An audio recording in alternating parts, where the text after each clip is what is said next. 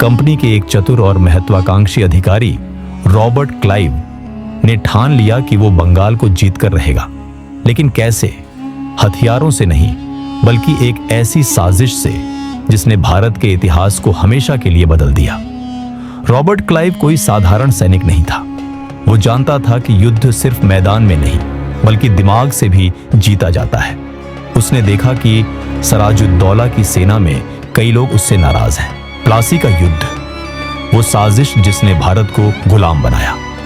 सन 1707वां, भारत का वो दौर जब मुगल साम्राज्य की चमक धीरे धीरे फीकी पड़ रही थी। दिल्ली का तख्त कमजोर हो चुका था और देश छोटी छोटी रियासतों में बंट गया था। लेकिन इन सब के बीच बंगाल एक ऐसा रत्न था जो अपनी समृद्धि के लिए पूरी दुनिया में मशहूर था। बंगाल के खेतों में अनाज लहलहाता था। इसके हथकरघा उद्योग की मलमल और रेशम की साड़ियां यूरोप तक जाती थी। यहाँ के व्यापारी जैसे जगत सेठ इतने धनी थे कि उनके पास मुगल बादशाहों से भी ज्यादा दौलत थी। लेकिन इस स्वर्णिम युग पर एक काली छाया मंडरा रही थी, ईस्ट इंडिया कंपनी की छाया। ईस्ट इंडिया कंपनी जो 1600 में इंग्लैंड से व्यापार करने आई थी, अब सिर्फ एक व्यापारिक कंपनी नहीं थी। यह एक ऐसी ताकत बन चुकी थी जो भारत के धन को लूटने का सपना देख रही थी। बंगाल में कंपनी का मुख्यालय था फोर्ट विलियम, जो आज के कोलकाता में स्थित था। लेकिन कंपनी की मनमानी बढ़ती जा रही थी। वो बिना इजाजत किलेबंदी कर रही थी, नवाब के आदेशों की अवहेलना कर रही थी और बंगाल के व्यापार को अपने कब्जे में लेने की कोशिश कर रही थी। बंगाल का नवाब था सराजुद्दौला, एक 23 साल का युवा और जोशीला शासक। उसका जुनून और हिम्मत उसे एक मजबूत नेता बनाती थी। सराजुद्दौला को कंपनी की हरकतें बिल्कुल पसंद नहीं थी। उसने कंपनी को साफ चेतावनी दी, अपनी किलेबंदी बंद करो वरना अंजाम बुरा होगा। लेकिन कंपनी ने उसकी बात को अनसुना कर दिया। गुस्से में आकर 1756 में सराजुद्दौला ने फोर्ट विलियम पर हमला कर दिया और उसे अपने कब्जे में ले लिया। इस जीत ने कंपनी को हिलाकर रख दिया। लेकिन यह तूफान से पहले की शांति थी। आसान नहीं होगा। सराजुद्दौला के पास 50,000 सैनिक, 40 तोपें और बंगाल की पूरी ताकत थी। दूसरी तरफ कंपनी के पास सिर्फ 3,000 सैनिक। फिर भी कंपनी के एक चतुर और महत्वाकांक्षी अधिकारी रॉबर्ट क्लाइव ने ठान लिया कि वो बंगाल को जीतकर रहेगा। लेकिन कैसे? हथियारों से नहीं, बल्कि एक ऐसी साजिश से जिसने भारत के इतिहास को हमेशा के लिए बदल दिया। रॉबर्ट क्लाइव कोई साधारण सैनिक नहीं था। वो जानता था कि युद्ध सिर्फ मैदान में नहीं, बल्कि दिमाग से भी जीता जाता है। उसने देखा कि सराजुद्दौला की सेना में कई लोग उससे नाराज हैं। इसका हिस्सा बना लिया। प्लासी का युद्ध जो 23 जून साल 1557 को लड़ा गया, कोई साधारण युद्ध नहीं था। ये एक ऐसी साजिश का नतीजा था जिसने न सिर्फ बंगाल बल्कि पूरे भारत को गुलामी की ओर धकेल दिया। प्लासी का मैदान जो भागीरथी नदी के किनारे बसा था, युद्ध के लिए चुना गया। सराजुद्दौला को अपनी ताकत पर पूरा भरोसा था। उसकी सेना में 50,000 सैनिक थे, जिनमें घुड़सवार, पैदल सैनिक और फ्रांसीसी तोपची शामिल थे। उसके पास 40 तोपें थीं, जो उस समय की सबसे आधुनिक तकनीक थी। दूसरी तरफ रॉबर्ट क्लाइव के पास सिर्फ 3,000 सैनिक थे, जिनमें ज्यादातर भारतीय सिपाही थे। लेकिन क्लाइव का असली हथियार उसकी सेना नहीं, बल्कि उसकी साजिश थी। मीर जाफर ने क्लाइव के साथ गुप्त समझौता कर लिया था। उसे वादा किया गया था कि अगर वो युद्ध में सराजुद्दौला का साथ नहीं देगा तो कंपनी उसे बंगाल का नवाब बनाएगी। मीर जाफर के अलावा जगत सेठ और अन्य दरबारी भी इस साजिश में शामिल थे। क्लाइव ने अपनी छोटी सी सेना को 3 हिस्सों में बांटा और अपनी तोपों को रणनीतिक जगहों पर रखा।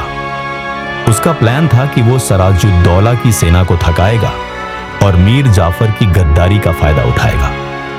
लेकिन एक और चीज थी जो इस 23 जून 1747 की सुबह प्लासी के मैदान में काले बादल छाए हुए थे।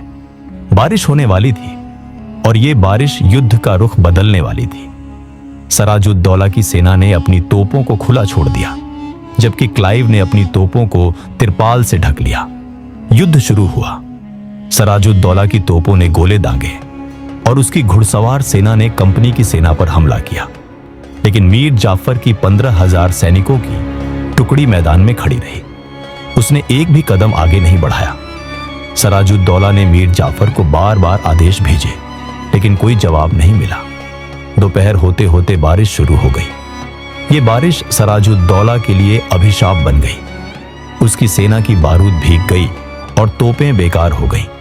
लेकिन क्लाइव की तोपें बारिश में भी काम करती रहीं। क्लाइव ने मौके का फायदा उठाया और सराजुद्दौला की सेना पर हमला शुरू कर दिया। मीर जाफर की गद्दारी और बारिश ने सराजुद्दौला को पूरी तरह से कमजोर कर दिया। उसने अपने विश्वास पात्र मीर मदन को हमला करने का आदेश दिया। मीर मदन ने बहादुरी से लड़ाई लड़ी, लेकिन वो युद्ध में मारा गया। ये सराजुद्दौला के लिए सबसे बड़ा झटका था। शाम होते होते सराजुद्दौला की हिम्मत टूट चुकी थी। उसने मैदान छोड़कर अपनी राजधानी मुर्शिदाबाद की ओर भागने का फैसला किया, लेकिन मीर जाफर के आदमियों ने उसे पकड़ लिया। सराजुद्दौला को कैद कर लिया गया और बाद में मीर जाफर के बेटे मीरन ने उसे मार डाला। सिर्फ 8 घंटे में प्लासी का युद्ध खत्म हो गया और ईस्ट इंडिया कंपनी की जीत हो गई। लेकिन यह जीत तलवारों की नहीं, साजिश की थी। मीर जाफर की गद्दारी, जगत सेठ का लालच और क्लाइव की चालाकी ने मिलकर सराजुद्दौला को हराया। प्लासी की जीत ने कंपनी को बंगाल का पूरा नियंत्रण दे दिया। मीर जाफर को नवाब बनाया गया, लेकिन वो सिर्फ एक कठपुतली था। असली ताकत अब कंपनी के हाथों में थी। कंपनी ने बंगाल की दौलत को लूटना शुरू कर दिया। लाखों पाउंड की संपत्ति बंगाल से इंग्लैंड भेजी गई। बंगाल के हथकरघा उद्योग को नष्ट कर दिया गया ताकि ब्रिटेन की मिलों को फायदा हो।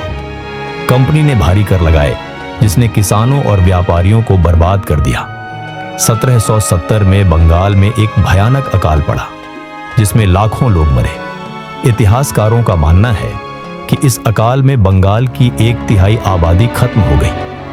प्लासी का युद्ध भारत के लिए एक त्रासदी था। इसने न सिर्फ बंगाल को लूटा, बल्कि पूरे भारत को गुलामी की जंजीरों में जकड़ दिया।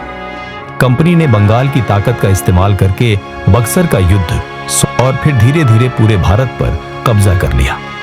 अगर मीर जाफर ने गद्दारी नहीं की होती, अगर सराजुद्दौला को अपनी सेना पर भरोसा होता, तो शायद भारत का इतिहास कुछ और होता। प्लासी का युद्ध हमें सिखाता है कि ताकत सिर्फ हथियारों से नहीं, बल्कि एकता और विश्वास से आती है। ये कहानी सिर्फ एक हार की नहीं, बल्कि भारत की आजादी की लड़ाई का पहला कदम थी। तो आपको ये वीडियो कैसा लगा? लाइक, शेयर, कमेंट और सब्सक्राइब कर दीजिएगा और बताइएगा जरूर कि आप कहां से वीडियो देखते हैं कमेंट में। धन्यवाद। जय हिंद, जय भारत।